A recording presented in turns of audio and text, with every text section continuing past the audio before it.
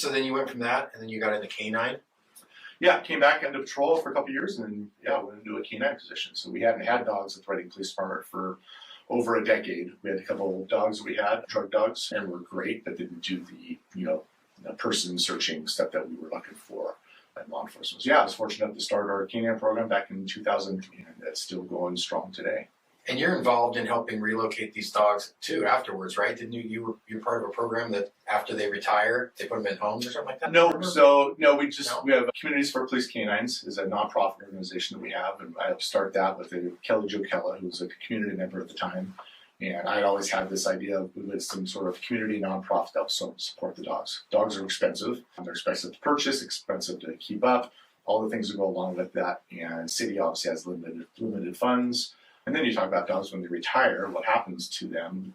Almost exclusively they stay with the handler. Very rarely do they get adopted out. We've never had a dog adopted out. But we have medical bills as the dog gets older.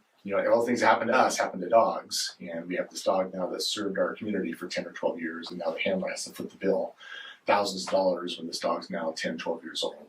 And so our nonprofit helps supplement those vet bills as the dog gets older, help the officer not have to come out of his own pocket and pay for those things. Because the city, once he retires, the city's done with the dog. They don't pay for it anymore. While they're working, the city covers all those medical bills, obviously.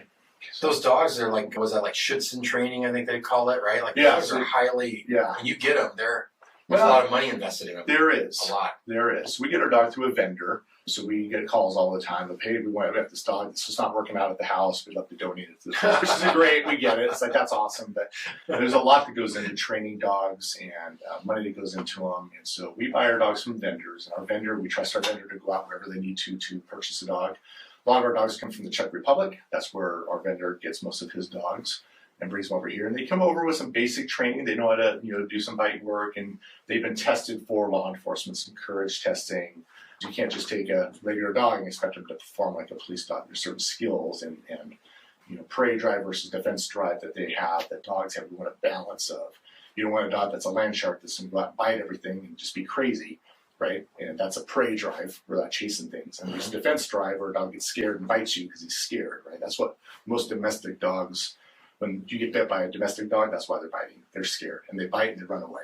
Right. So you get a dog that's biting you and holding on and let them go. That's a high prey drive, and that's dangerous as well. So you really want the police dog. You want that balance of enough prey that when I say go out and do something, he's going to go out and do it. Enough defense that he's going to protect himself. That I don't want too much of the other.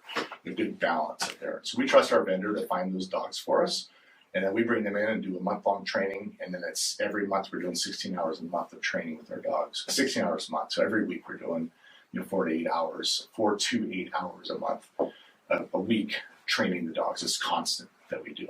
And you said something about so these dogs are, I can't remember the term you just used, but you said we had the drug dogs, which are labs, which are just dogs. Narcotics dogs. Mm-hmm. These are not narcotics dogs. These are... We call them patrol dogs. Patrol dogs. So a person-focused. We can cross-train. So even though I'll say a person-focused dog can be cross-trained to work as a drug dog also, they can do both.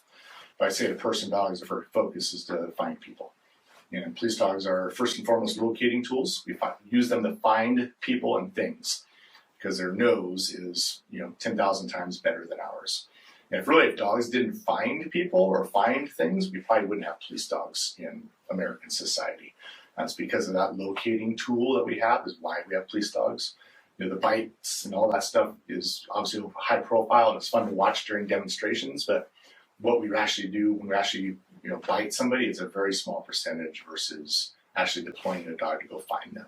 We only bite people under the most extreme circumstances of somebody is truly fighting us or a very dangerous person running away that's going to be a danger to you and your family if he gets away, or a guy that's hiding from us that isn't coming out, and use that dog to go in and distract him until we can go and make that person safe. So you did canine for a while, but 13 years I did it. 13 years, no moss, right? You're not doing any. No more, no more. Yes, Spanish. Yeah. But I recently appointed back to the canine that just made corporal, which is a supervisor role. So I'm supervising the guys that have dogs now. So how many dogs do we have? We have 6 currently. Oh wow. Yeah.